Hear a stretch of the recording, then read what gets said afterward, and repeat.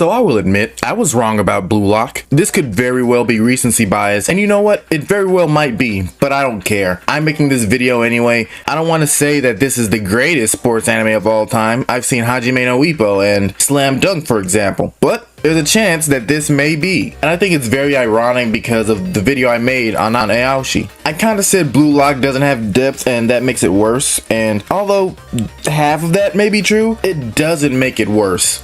An anime doesn't need to be insanely deep to be amazing. The final episode of Blue Lock Season 2 might have been my favorite anime episode of all time, bro. Not gonna lie. It's debatable for a multitude of reasons. I know in none of my videos I really go into extreme lengths to explain or deep dive, but I will try to explain a little bit. I will talk about the final episode, but not just that. The second season a bit in general, just to explain, man. But we all know about Blue Lock, right? We know it's following Japan's embarrassing defeat in the World Cup in 2018. So, the JFU hires a mysterious man named Jinpaichi Ego, and he comes up with the insane idea to create a training program called Blue Lock, and he puts 300 talented strikers from all across Japan into this tiny place, right? They're all high schoolers, by the way. He wants to use this facility to get their skills as high as possible for the future date whenever they try to go for the World Cup again. But with these soccer players, each of them has a certain skill that makes them unique, whether it's something like brute power or tremendous speed. All of these characters too, we get some sort of backstory, somewhat, for the most part, and I will say, bro, I do care about them. I do. I'm not saying I don't at all. But the thing that really makes me like the characters in this show is the development and skill. The way this show does this is superb to me. I'm not sure if any of you guys watch Kuroko, but it's like that. But I do think Blue Lock does this a bit better. There are higher stakes than in any sports anime I have seen, for the main cast at least. Losing or washing up at Blue Lock means surrendering your career. There are multiple challenges and selections. If you fail one of these phases, you will surrender the right to represent Japan in the World Cup in the future, which is essentially everyone's goal. They will still have a career, but they will not be able to showcase their abilities on the grandest stage for their country. But yeah, like I said, it's everyone's goal. Get it? Go, because we're talking about soccer. But what I'm talking about is incredibly high risk, right? Being here at Blue Lock helps develop all of the young players' talents. Playing with and against such high-leveled individuals helps the latter evolve into players they couldn't even think of becoming before. Players who maybe only dribble and were so-and-so with striking, right? Like with scoring goals, are now developing at an astonishing rate to keep up with all of the competition. And that brings me to the main character, Yoichi Isagi. This guy is one of my favorite main characters of all time at this point. I love this guy now, which is hilarious because at first, he just seemed cool. I was always saying, he just doesn't do it for me. He is in Blue Lock, and although he may be a solid soccer player, he is just that. Solid. He is surrounded by players like Bachira, Chigiri, and Kunigami, characters who have major abilities and are just overwhelming, but he just doesn't have that. He is average at best. But man, although I was right, I was also wrong. This is the purpose of Blue Lock. Players like Isagi are brought here to better themselves, to evolve, to improve, and to survive, to develop their egos, to become the best striker in the entire world, to be the very best. That's what it means to be in Blue Lock. To be an egoist. Okay, that might have been a bit cheesy, but come on, I cooked a little bit. A little.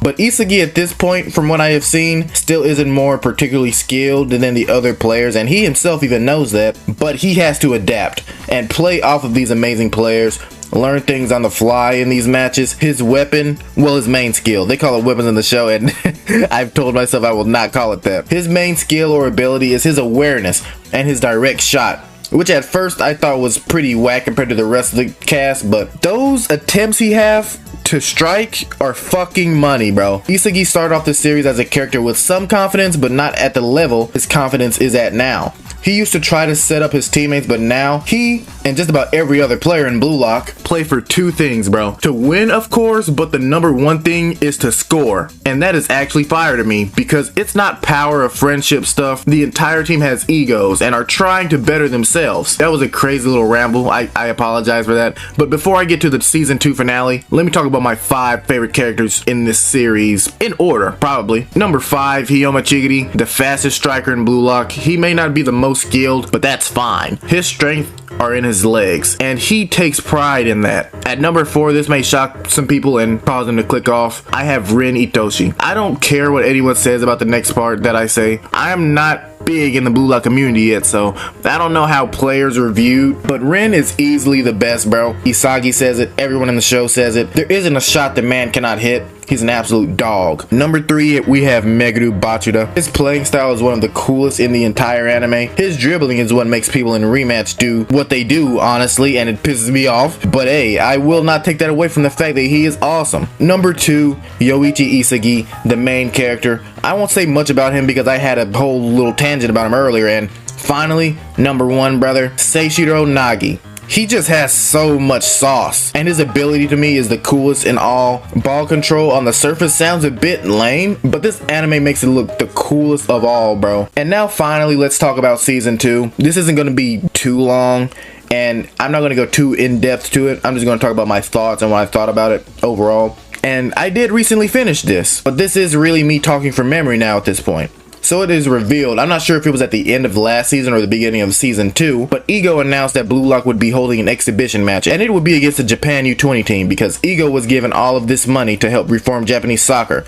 And things up to this point have been very questionable, so the higher-ups are now on his neck. So he proposed a plan to have the 11 best players in Blue Lock play against the U20 team, which is pretty crazy if you think about it, because if you guys aren't like familiar with soccer, I wasn't really familiar with it either before the show, but I have looked into it a bit. That is essentially having the McDonald's All-Americans, like the very best freaking high school basketball players, go against some high school basketball players that are good, but were not scouted like them, if that makes sense. So although the team that is in the McDonald's All-American can be good, they are just not supposed to beat the other team, if that makes sense. They're not supposed to beat the All-American team because it is just a skill level. They have been scouted and they're on this super high level, while the Blue Lock team, compared to the U20 team, they're just, like Ego calls them, diamonds in the rough. They're supposed to be getting worked on at this point. Plenty of things happen though, and the team included a lot of the characters we have seen along the way. This game was absolute cinema, bro.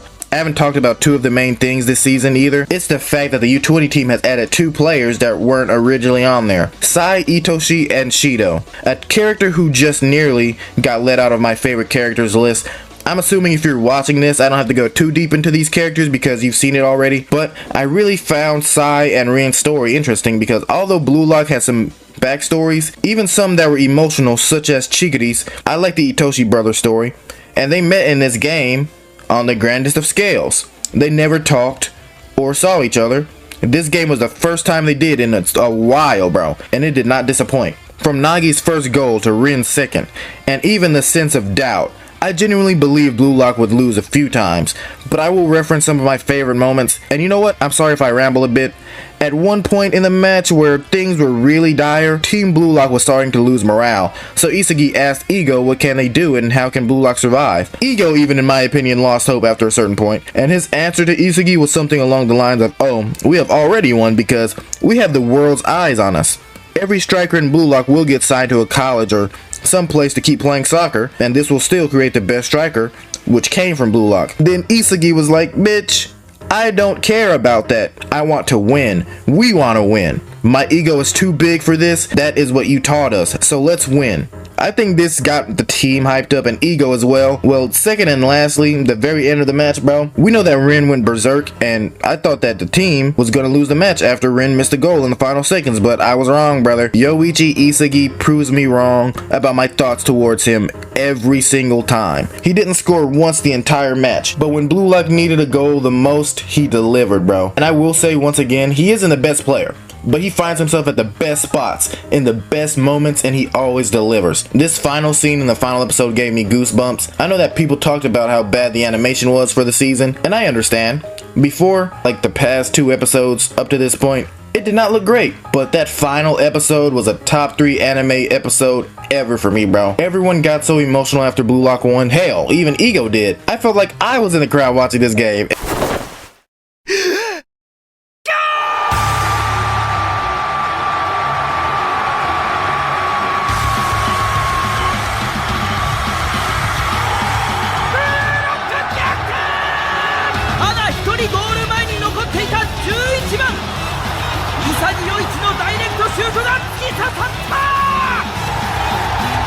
Everyone was yelling Isagi's name. It was just a masterpiece, man. In the future, I wonder. is it that I want?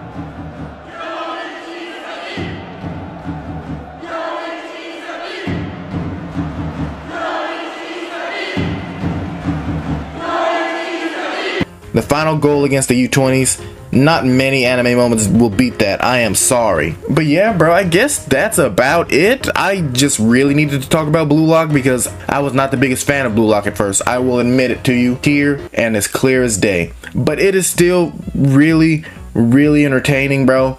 I cannot wait for the next season. I thought about reading the manga too, but I don't know how I will respond to the manga. I think just reading sports and action manga in general is a bit tough because it's just way better to watch it. Thank you guys for watching this video, and I will see you next time.